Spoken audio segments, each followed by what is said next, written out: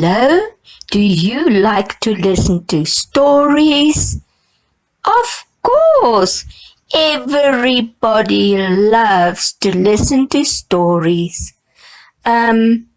Baba, do you like to listen to stories?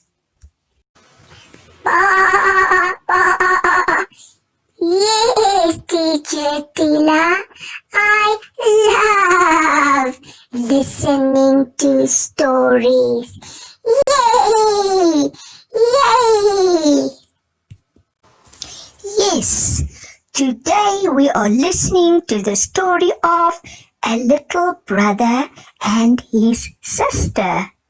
Their names were Hansel and Gretel. Oh, I can't wait for the story to begin. Hansel and Gretel. Hard by a great forest dwelt a poor woodcutter and his wife and his 2 children. The boy was called Hansel, and the girl Gretel. He had little to bite and to break, and once, when great dearth fell on the land, he could no longer procure even daily bread. Now, when he thought this over by night in his bed, and tossed about in his anxiety, he groaned and said to his wife, "What's to become of us? How are we to feed our poor children when we no longer have anything, even for ourselves?" "I'll tell you what, husband," answered the woman. "Early tomorrow morning we will take the children out into the forest to where it is the thickest. There we will light a fire for them, and give each of them one more piece of bread, and then we will go to our work and leave them alone. They will not find the way home again, and we shall be rid of them." "No, wife," said the man, "I will not do that. How can I bear to leave my children alone in the forest? The wild animals would soon come and tear them to pieces." "Oh, you fool!" said she. "Then we must all 4 die of hunger. You may as well plane the planks for our coffins." And she left him no peace until he consented. "But I feel very sorry for the poor children, all the same," said the man. The 2 children had also not been able to sleep for hunger, and had heard what their stepmother had said to their father. Gretel wept bitter tears, and said to Hansel, "Now all is over with us." "Be quiet, Gretel," said Hansel. "Do not distress yourself. I will soon find a way to help us." And when the old folks had fallen asleep, he got up, put on his little coat, opened the door below, and crept outside. The moon shone brightly, and the white pebbles which lay in front of the house glittered like real silver pennies. Hansel stooped and stuffed the little pocket of his coat with as many as he could get in. Then he went back and said to Gretel, "Be comforted, dear little sister, and sleep in peace. God will not forsake us." And he lay down again in his bed.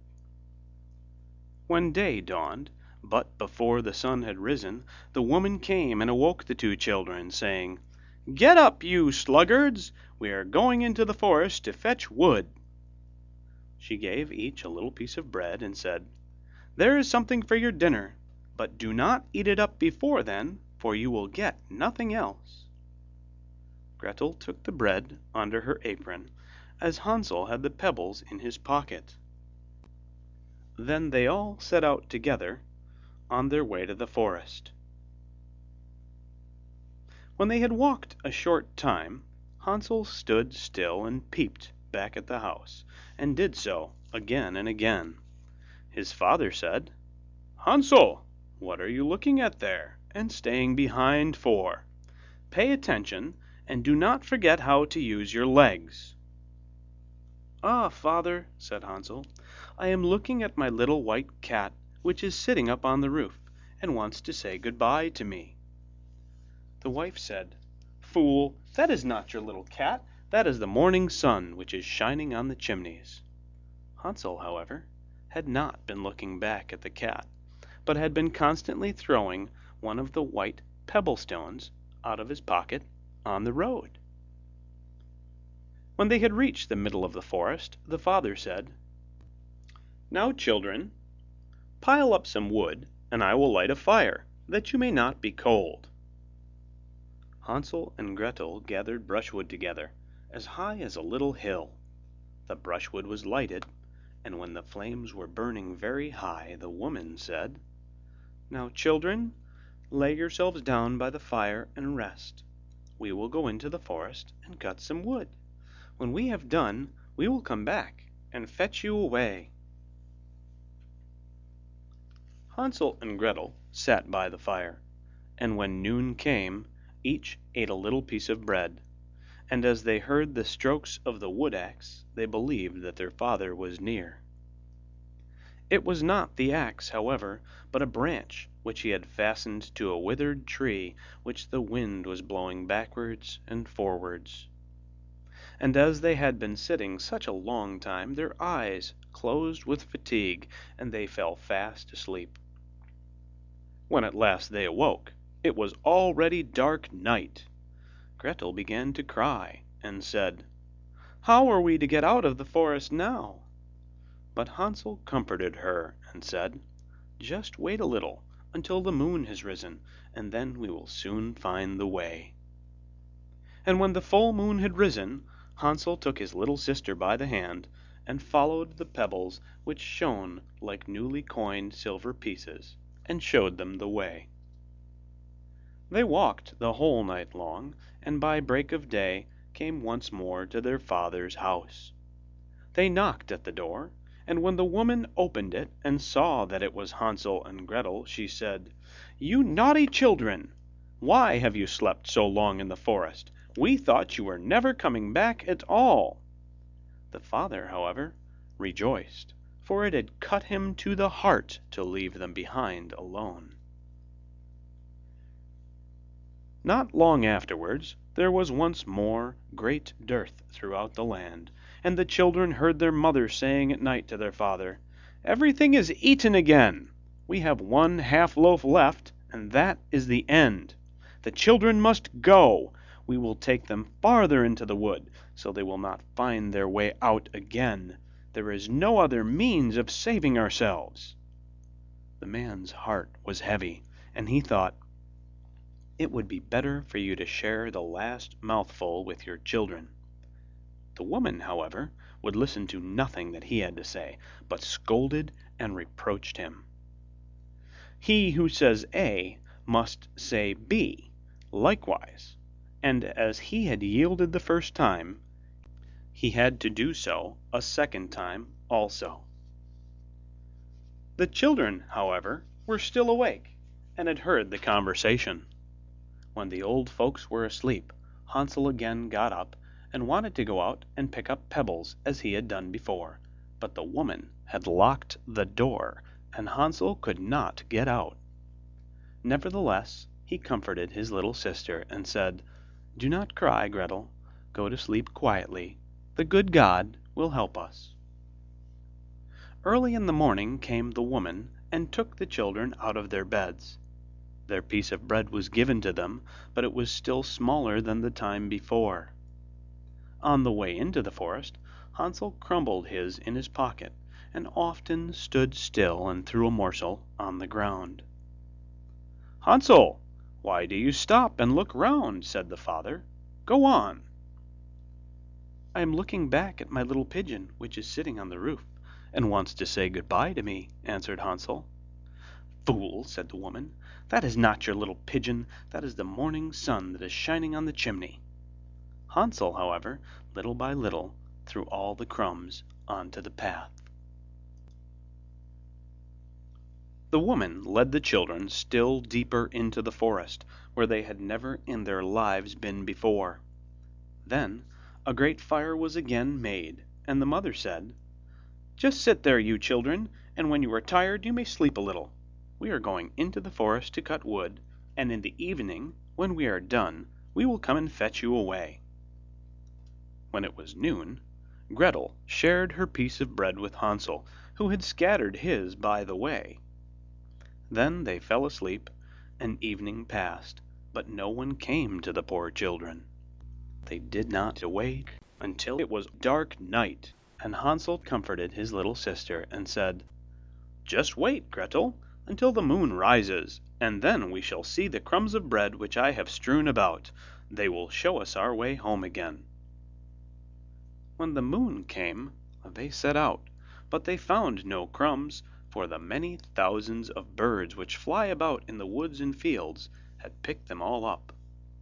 Hansel said to Gretel, "We shall soon find the way," but they did not find it. They walked the whole night, and all the next day too, from morning till evening, but they did not get out of the forest, and were very hungry, for they had nothing to eat but 2 or 3 berries, which grew on the ground. And as they were so weary that their legs would carry them no longer, they lay down beneath a tree and fell asleep. It was now 3 mornings since they had left their father's house. They began to walk again, but they always came deeper into the forest, and if help did not come soon, they must die of hunger and weariness. When it was midday, they saw a beautiful snow-white bird sitting on a bough, which sang so delightfully that they stood still and listened to it. And when its song was over, it spread its wings and flew away before them, and they followed it until they reached a little house, on the roof of which it alighted. And when they approached the little house, they saw that it was built of bread, and covered with cakes, but that the windows were of clear sugar. "We will set to work on that," said Hansel, "and have a good meal. I will eat a bit of the roof, and you, Gretel, can eat some of the window. It will taste sweet." Hansel reached up above and broke off a little of the roof to try how it tasted, and Gretel leant against the window and nibbled at the panes. Then a soft voice cried from the parlour, "Nibble, nibble, gnaw. Who is nibbling at my little house?" The children answered, "The wind, the wind, the heaven-born wind," and went on eating without disturbing themselves. Hansel, who liked the taste of the roof, tore down a great piece of it, and Gretel pushed out the whole of one round window-pane, sat down, and enjoyed herself with it. Suddenly the door opened, and a woman as old as the hills, who supported herself on crutches, came creeping out. Hansel and Gretel were so terribly frightened that they let fall what they had in their hands. The old woman, however, nodded her head and said, "Oh, you dear children, who has brought you here? Do come in and stay with me. No harm shall happen to you." She took them both by the hand and led them into her little house. Then good food was set before them, milk and pancakes with sugar, apples, and nuts. Afterwards 2 pretty little beds were covered with clean white linen, and Hansel and Gretel lay down in them and thought they were in heaven. The old woman had only pretended to be so kind. She was in reality a wicked witch who lay in wait for children, and had only built the little house of bread in order to entice them there. When a child fell into her power, she killed it, cooked and ate it, and that was a feast day with her. Witches have red eyes and cannot see far, but they have a keen scent like the beasts, and are aware when human beings draw near. When Hansel and Gretel came into her neighborhood, she laughed with malice and said mockingly, "I have them! They shall not escape me again." Early in the morning, before the children were awake, she was already up, and when she saw both of them sleeping and looking so pretty with their plump and rosy cheeks, she muttered to herself, "Now that will be a dainty mouthful." Then she seized Hansel with her shriveled hands, carried him into a little stable, and locked him in behind a grated door. Scream as he might, it would not help him. Then she went to Gretel, shook her till she awoke, and cried, "Get up, lazy thing! Fetch some water and cook something good for your brother. He is in the stable outside, and is to be made fat. When he is fat, I will eat him." Gretel began to weep bitterly, but it was all in vain, for she was forced to do what the wicked witch commanded. And now the best food was cooked for poor Hansel, but Gretel got nothing but crab shells. Every morning the woman crept to the little stable and cried, "Hansel, stretch out your finger that I may feel if you will soon be fat." Hansel, however, stretched out a little bone to her, and the woman, who had dim eyes, could not see it, and thought it was Hansel's finger, and was astonished that there was no way of fattening him. When 4 weeks had gone by, and Hansel still remained thin, she was seized with impatience and would not wait any longer. "Now then, Gretel," she cried to the girl, "stir yourself and bring some water. Let Hansel be fat or lean, tomorrow I will kill him and cook him." Ah, how the poor little sister did lament when she had to fetch the water, and how her tears did flow down her cheeks. "Dear God, do help us," she cried. "If the wild beasts in the forest had but devoured us, we should at any rate have died together." "Just keep your noise to yourself," said the old woman. "It won't help you at all." Early in the morning, Gretel had to go out and hang up the cauldron with the water and light the fire. "We will bake first," said the old woman. "I have already heated the oven and kneaded the dough." She pushed poor Gretel out to the oven, from which flames of fire were already darting. "Creep in," said the witch, "and see if it is properly heated, so that we can put the bread in." And once Gretel was inside, she intended to shut the oven and let her bake in it, and then she would eat her too. But Gretel saw what she had in mind, and said, "I do not know how I am to do it. How do I get in?" "Silly goose," said the old woman, "the door is big enough. Just look, I can get in myself." And she crept up and thrust her head into the oven. Then Gretel gave her a push that drove her far into it, and shut the iron door and fastened the bolt.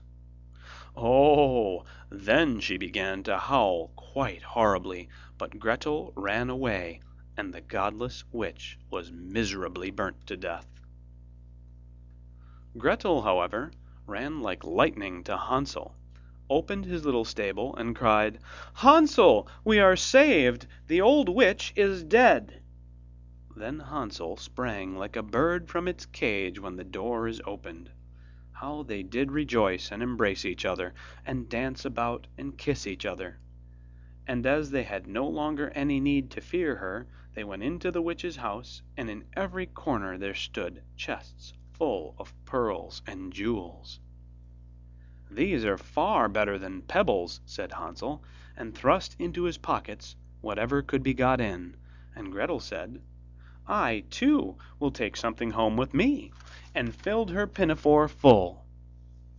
"But now we must be off," said Hansel, "that we may get out of the witch's forest." When they had walked for 2 hours, they came to a great stretch of water. "We cannot cross," said Hansel. "I see no foot-plank and no bridge."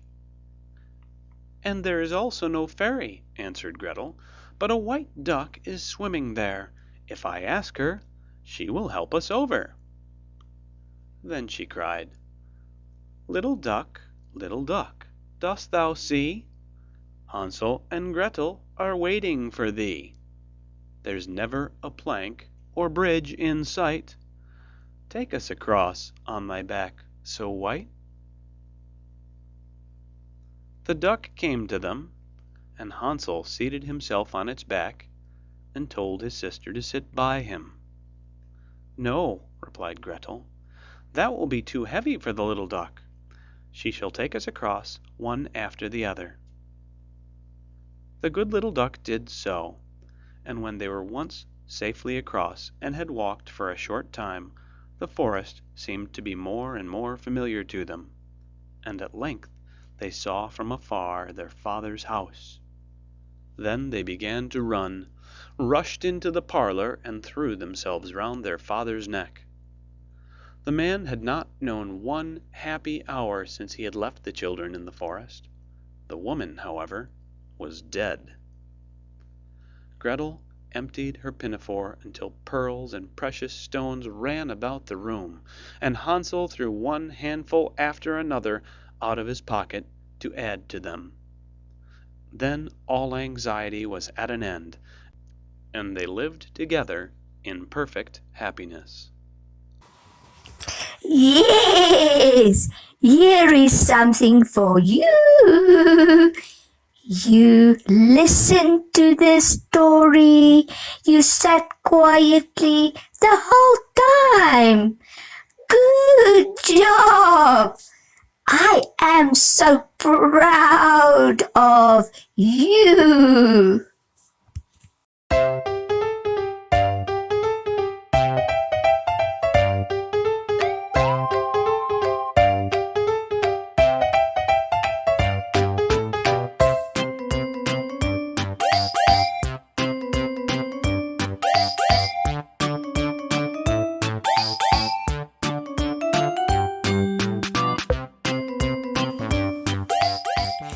Oh my goodness, you are so good.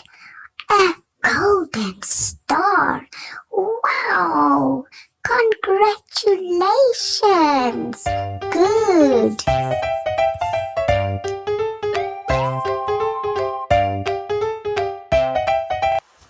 Yes, did you enjoy this story with me? I had so much fun.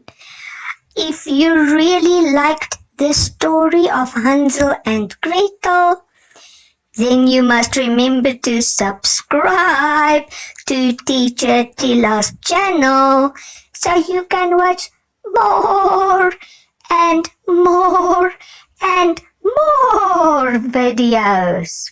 See you soon. Bye.